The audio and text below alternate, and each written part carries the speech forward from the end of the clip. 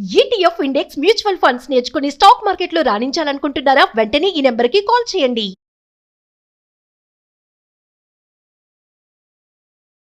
శంతన్ మహారాజు ఆయన గంగా తీరానికి వెళ్ళాడు. గంగా తీరంలో ఆయన పరమాద్భుత సౌందర్యవతి అయిన ఒక స్త్రీని చూశాడు. ఆమె వచ్చి ఈయన నన్ను వివాహం చేసుకోమని అడిగింది. వెంటనే ఆమెను తీసుకొచ్చుకుని వివాహం చేసుకున్నాడు. కుమారుడు కలిగాడు. అంతఃపురం నుంచి బయటికి నడిచి వెళ్ళిపోయింది. ఈయన చూస్తూ ఉండగానే ఆ బిడ్డనెత్తి మహాప్రవాహంలో విసిరేసేసింది.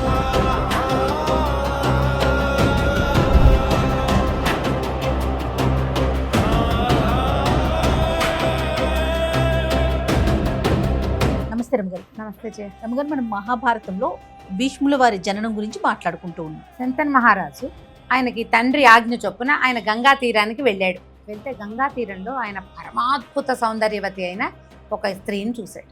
తండ్రి చెప్పారు కదా, ఒక ఆమె యువతి కనపడుతుంది, ఆమెను వివాహం చేసుకున్నాడు. ఆమె వచ్చి ఈయన నన్ను వివాహం చేసుకోమని అడిగింది. అడిగేసరికల్లా ఈయనే ఉత్సాహపడ్డాడు. ఆమెను చూసేసరికల్లా ఆమె అంత మహాద్భుత సౌందర్యవతి. ఇప్పుడు నీకు సురనది గంగానది, ఆ గంగానది సౌందర్యం చెప్పనలవు కానీ అందం కదా. అయితే అడిగేసరికల్లా ఆవిడ ఏమంది, నేనేం చేసినా నువ్వు నన్నేమనుకోడు, నా ఇష్టారాజ్యంగా ఉంచుతాను అంటేనే వివాహం ఉంటాను నీతో. నన్ను ప్రశ్న అడిగితే వెళ్ళిపోతా, ప్రశ్నలు మాత్రం అడగకూడదు. సరేనన్నాడు. తండ్రి ఏం చెప్పాడు, ఆమె కోరిక తీర్చు అని చెప్పాడు. ఈమె సౌందర్యమేమో మనమోహకంగా ఉంది, ఆవిడ కూడా ఏవో కొన్ని షరతులు కనపడుతున్నాయి.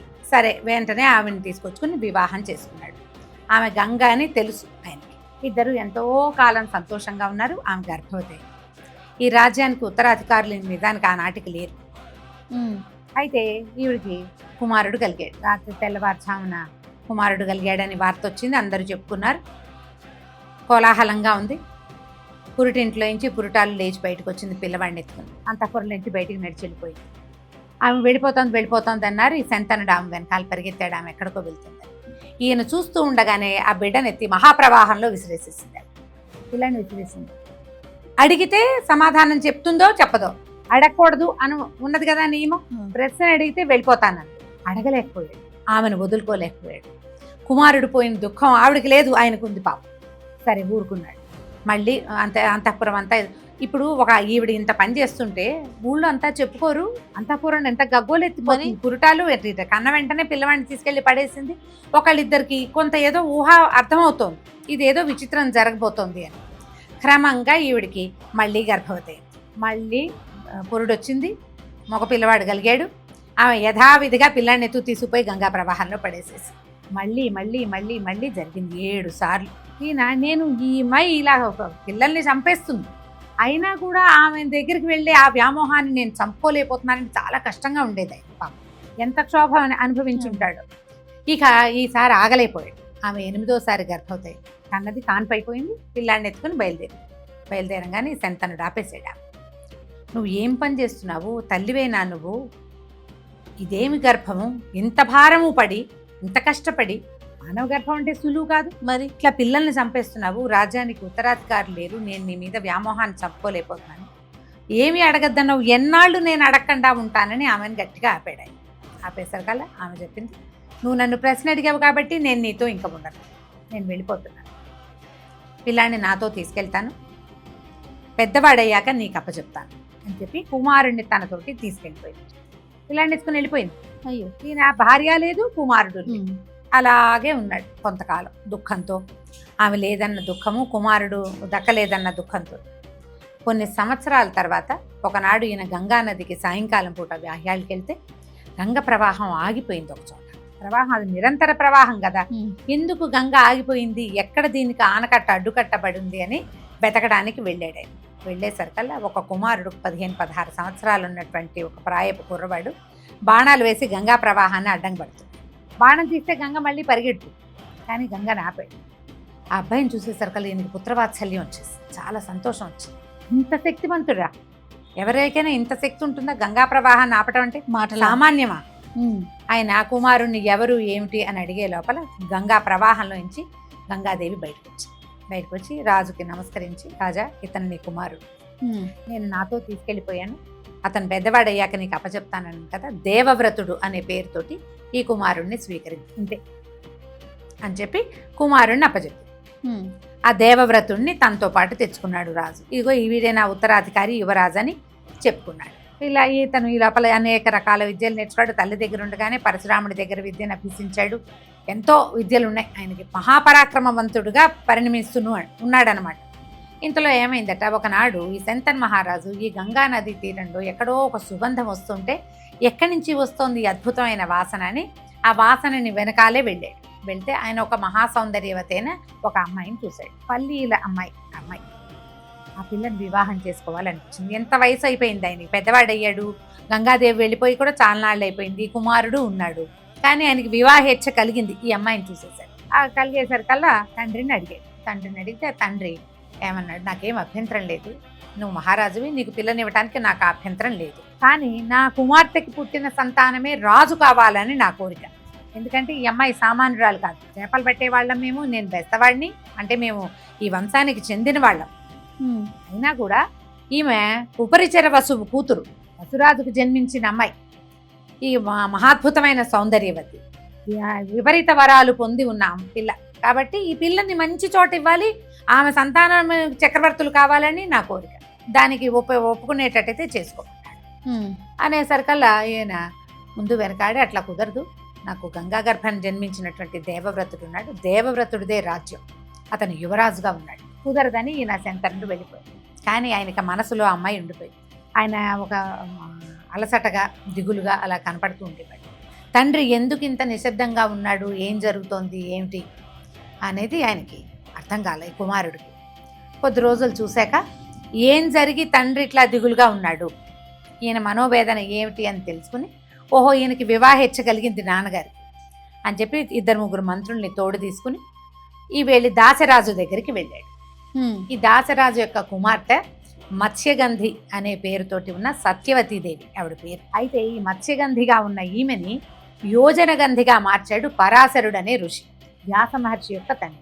ఒక చిన్న బ్రీఫ్గా వ్యాస మహర్షి జననం కూడా ఇక్కడ చెప్పుకుందాం. అట్లా అయితే ఈమె ఉపరిచర వసువు అని ఒక అద్భుతమైన రాజుగారి కుమార్తె. ఈ రాజుకి భార్య నుంచి జన్మించినది కాదు. ఆయన ఎక్కడికో వెళ్ళినప్పుడు భార్య సంగమేచ్ఛ కలిగితే వీర్య పతనం జరిగితే ఆ వీర్యాన్ని ఒక ఆకు దొన్నెలో కట్టి ఒక పక్షికి ఇచ్చి తన భార్యకి ఇవ్వమని చెప్పాడు. ఆ పక్షి ఏం చేసింది, ఆ వీర్యాన్ని ఒక చెరువు దీంట్లో వదిలేసింది గంగానదిలో. అప్పట్లో అద్రిక అనేటువంటి ఒక అప్సరస మత్స్య రూపంలో అక్కడ ఆ నీళ్లలో సంచరిస్తోంది. ఆ అద్రిక నోట్లో పడింది ఇది వీర్యం వెళ్ళి. పడేసరికల్లా ఆ చేప గర్భం ధరించింది. కానీ అది మానవ వీర్యం అవటం వల్ల 2 మానవ శిశువులు పొందారు ఆ అద్రిక గర్భంలో. ఆ అద్రిక కొంతమంది చేపల వాళ్ళకి దొరికింది. వాళ్ళు కోసేసరికల్లా అందులో ఒక మగపిల్లవాడు, ఒక ఆడపిల్ల, 2. ఆ అమ్మాయిని ఆయన పెంచుకున్నాడు దాసిరాజు. ఈ చేప గర్భంలో నుంచి జన్మించడం వల్ల ఆమె ఎక్కడ తిరిగినా చేప వాసన వచ్చేది, మత్స్యగంధి, చేపల యొక్క వాసన. అయితే ఆయన తన వల్ల జన్మించారని తెలుసుకుని ఈ పిల్లల్ని చూసుకున్నాడు. ఉపరిచర వసువు పిల్లని చూసుకున్నాడు. కానీ ఈ అమ్మాయిని ఒక రాజుకి ఇవ్వాలని దాసరాజుకు చెప్పాడు. అయితే ఈ అమ్మాయి ఏం చేసేది, గంగానది మీద చిన్న పడవతోటి ప్రజల్ని అటు ఇటు దాటించేది. ఎవరైనా ఋషులు మునులు వస్తే వాళ్ళని చక్కగా సేవించేది. ఇది ఎందుకు చక్రవర్తి కుమార్తె అవ్వటం వల్ల ఆమె దగ్గర అలాంటి ఉదాత్తమైన లక్షణాలు కూడా ఉన్నాయి. అయితే ఒకనాడు పరాశరుడు అనే మహర్షి, ఈయనెవరు మనకి సహస్రనామాల్లో చెప్తారు, వ్యాసం వశిష్ఠ నప్తారం శక్తే పౌత్రమకల్మషం పరాశరాత్మజం వందే సుఖతాతం తపోనిధిం. ఎంత బాగా లైన్లో చెప్పారు. వశిష్ఠుని యొక్క మనవడు ఈయన ఈ పరాశరుడు అని. ఆయన వశిష్ఠుని కుమారుడు శక్తి కుమారుడు పరాశరుడు. ఈ పరాశరుడు మహాతపస్వి. ఆయన ఈ గంగానది దాటడానికి ఈ అమ్మాయి పడవ మత్స్యగంధి పడవ ఎక్కి ఆమె మీద వ్యామోహం జన్మించింది. ఆయన తనతోటి గడపమని అడిగేసరికల్లా ఆమె భయపడి, నేను కన్యని, నా తండ్రి అనుమతి లేకుండా నేను ఇతరులతోటి ఈ రకంగా వెళ్ళకూడదు, అంటే నీ కన్యాత్వానికి భంగం లేకుండా నేను చేస్తానన్నాడు ఆయన.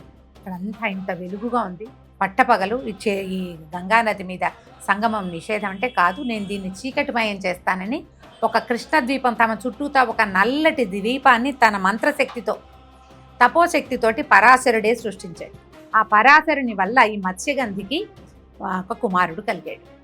ఆయనే వ్యాస మహర్షి. అయితే ఆమెకి ఈయనేం చెప్పాడంటే, నేను ఇట్లా మత్స్యగంధిని, నా దగ్గర నుంచి చేపల వాసన వస్తుంది, నువ్వు ఋషివి కదా, నాతో ఎట్లా సంగమిస్తావు అని ఆమె అడిగితే, నువ్వు మత్స్యగంధివి కాదు, యోజన గంధివి, నువ్వు నీ నుంచి సుగంధాలు వెలువరిచే లాంటి వరం ఇస్తున్నాను నీకు, నువ్వు ఎక్కడున్నా సరే నీ నుంచి యోజనం వరకు, అంత దూరం వరకు ఈ సుగంధం వ్యాపిస్తుంది అని మత్స్యగంధిని యోజనగంధిని చేశాడు ఆయన. ఆమెకి కన్యాత్వం చెడకండానే కుమారుడు కలిగాడు. ఆ కుమారుడే వ్యాస మహర్షి. ఆయన్నే కృష్ణద్వైపాయనుడు అంటారు. ఎందుకంటే ఆ కృష్ణద్వీపం నల్లని ద్వీపం మధ్యలో జన్మించాడు జన్మించాడు కాబట్టి. ఈ పుట్టగానే ఈ మహర్షి తపోబలం వల్ల ఆయన పెద్దవాడైపోయి తపస్సుకి వెళ్ళిపోతూ తల్లికి చెప్పాడనమాట, నువ్వు ఎప్పుడు తలుచుకుంటే అప్పుడు నీ దగ్గరకు వస్తాను, నేను నీకు కావలసినప్పుడు నేను నీకు కనిపిస్తానని వెళ్ళిపోయాడు. తన మనసు తీరి పరాశరుడు కూడా వెళ్ళిపోయాడు. ఈమెకి కన్యాత్వం చెడకుండా వరం ఇచ్చాడు కాబట్టి ఆమె కన్యగానే ఉంది. ఋషుల వరాలు అమోఘ వచ్చస్కులు వాళ్ళు. అయితే ఈ కథనంలో ఇప్పుడు పరిస్థితి ఇది. ఈ సత్యవతిని వివాహం చేసుకోవాలనుంది శంతన్ మహారాజు. ఆమె కన్యగా ఉన్నట్టే. అయితే ఈ దాసరాజు ఏమన్నాడు, నా కుమార్తెకి జన్మించిన సంతానమే రాజు కాదు, ఈమె సామాన్య స్త్రీ కాదు, మా ఇంట్లో పుట్టింది కాదు, ఉపరిచరవసు కూతురు, ఆయన వీర్యం నుంచి జన్మించింది కాబట్టి ఈమెకు అద్భుతమైన పరిస్థితి కావాలని నేను కోరుకుంటున్నా, ఆయన కూడా రాజుకే ఇవ్వాలని చెప్పాడు కాబట్టి ఇదన్నాడు. అనేసరికల్ భీష్ముడు అన్నాడు, అలాగే సత్యవతీదేవికి పుట్టిన సంతానానికే రాజ్యం వస్తుంది, నేను రాజ్యాన్ని స్వీకరించను, రాజ్యాన్ని వదులుకుంటున్నాను అన్నాడు.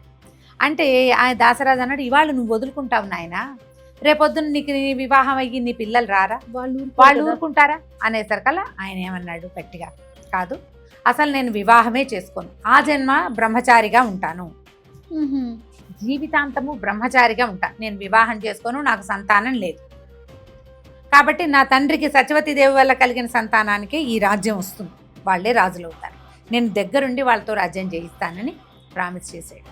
అప్పుడు ఆయన చేసిన ఈ ప్రతిజ్ఞ వల్ల భీష్మ ప్రతిజ్ఞ, భీషణమైన ప్రతిజ్ఞ, ఒక కుర్రవాడు, రాజు కావలసిన వాడు, వివాహయోగ్యమైన వయసులో ఉన్నవాడు, తన తండ్రి యొక్క సంక్షేమాన్ని, ఆయన యొక్క సంతోషాన్ని కోరుకుని తన జీవితాన్ని త్యాగం చేసిన ఈ ప్రతిజ్ఞ ప్రపంచంలో ఎవరూ చేయలే, అట్లా ప్రత్యేకమైనది.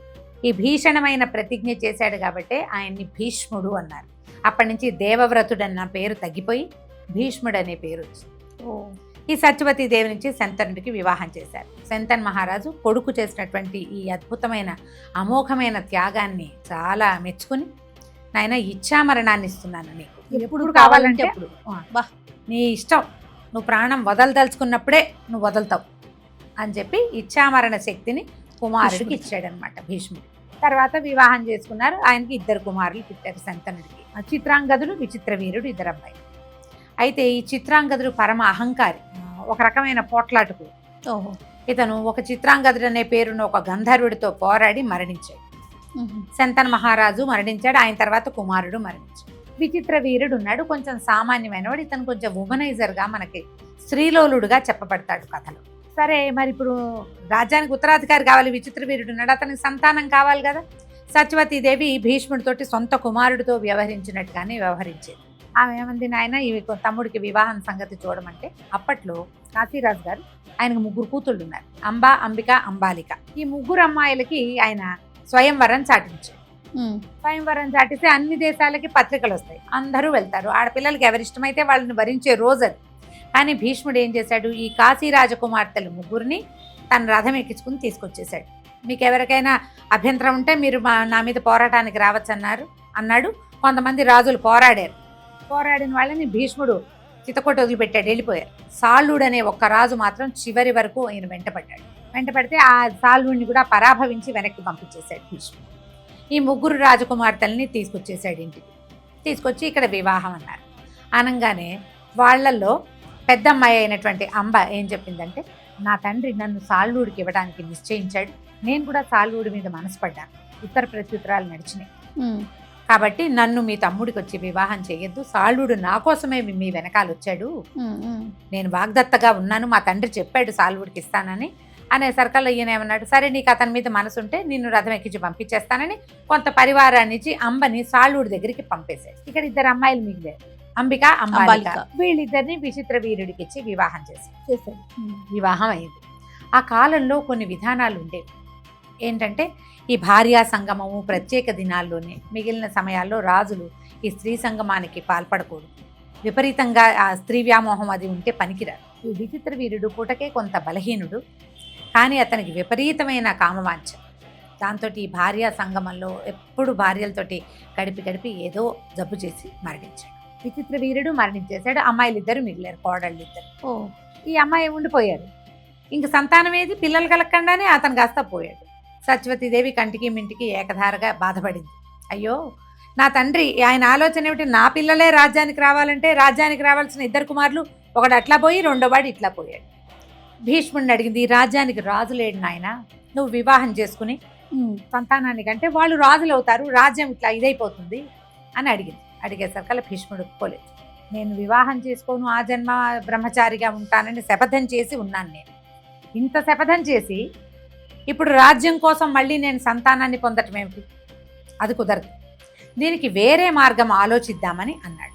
ఇప్పుడు వీళ్ళకి సంతానం ఎక్కడి నుంచి వస్తుంది, ఏ మార్గాన్ని ఆలోచించారో మనం వచ్చే భాగంలో తెలుసుకుందాం. తప్పకుండా. నమస్తే. నమస్తే జీ.